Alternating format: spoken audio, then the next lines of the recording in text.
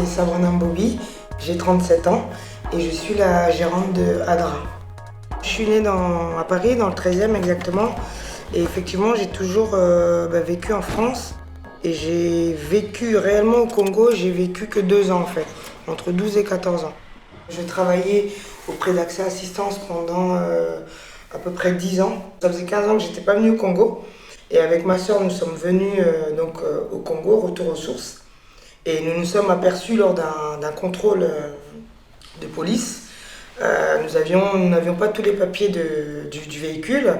Et de là, le policier nous a demandé de le suivre à la fourrière. Et à notre grand étonnement, on a vu qu'il n'y avait pas de dépanneuse. Parce que c'est nous-mêmes qui devions nous déposer en fourrière. Et à partir de là, nous est venue cette idée justement, compte tenu des véhicules qu'il y avait dans le pays, constater qu'il n'y avait pas de dépanneuse, c'était juste stupéfiant, quoi. Nous avons fait des études de marché, nous avons été coachés aussi en France. Et de là, nous sommes revenus avec bien entendu le matériel, les dépanneuses, les chauffeurs que nous avons recrutés et que nous avons formés. Nous sommes 5 femmes associées. C'est vrai que nous, au départ, on n'avait pas vu cet aspect homme, en fait, travail d'homme. On a plus vu ce côté service d'assistance, prestataire de service. Et là où ça a été très facile pour nous, nous venions déjà de ce milieu-là. Sur 5 associés, nous étions 3 à travailler auprès d'Accès Assistance. Donc ce métier de rendre service, travailler rapidement et vite venir au secours des gens, on connaissait déjà. Sauf que nous étions derrière le rideau. Et là, nous sommes sur le terrain, en fait. Lorsqu'on a eu cette idée de créer l'entreprise, c'est vrai qu'on est tombé amoureuse de ce projet. Et on ne vivait que pour ce projet. Et jusqu'à maintenant.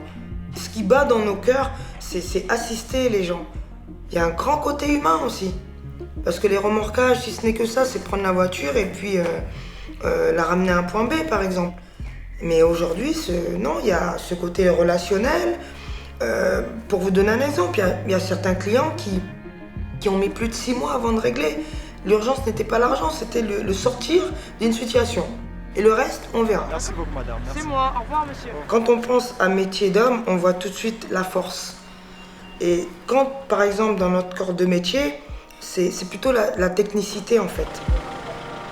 Je ne suis pas encore mariée, mais je sais que mon conjoint n'aura pas le choix que d'accepter d'avoir auprès de lui une femme travailleuse. Je ne me vois pas mariée et à la maison, et c'est pas possible. Parce que c'est pas sur ce schéma-là en fait que nos parents nous ont fait grandir. Donc j'aurais du mal ou je serais très malheureuse. Mes parents sont nés ici, congolais de pure souche. Mes 2 parents travaillent. Donc on ne peut pas dire que la femme est soumise, l'homme est supérieur. Dans ma famille, en tout cas, on ne connaît pas ça. Je veux dire, c'est pas parce qu'on travaille qu'on n'est plus femme. Si on arrive à composer, on peut être une femme, une entrepreneuse, chef d'entreprise et bien mener sa barque, sa famille. Donc voilà, je pense que c'est aussi une question d'envie aussi, de motivation. En fait, c'est simple. Je vais peut-être être dur, mais c'est vrai que si vous avez des idées arrêtées et que vous ne vous projetez pas loin dans l'avenir, pour moi, vous acceptez de rester, le terme est un peu dur, mais pour moi, vous acceptez de rester médiocre.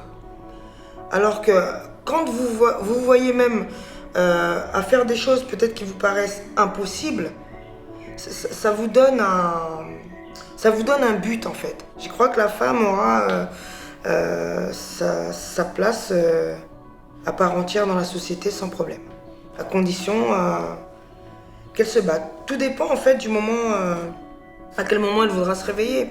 Et se réveiller, c'est un effet de masse. Mais bon, il faut bien qu'il y ait des précurseurs, il faut bien qu'il y ait d'autres qui commencent en fait, pour ensuite le mouvement suive. Mais ça viendra, j'ai pas de souci là-dessus.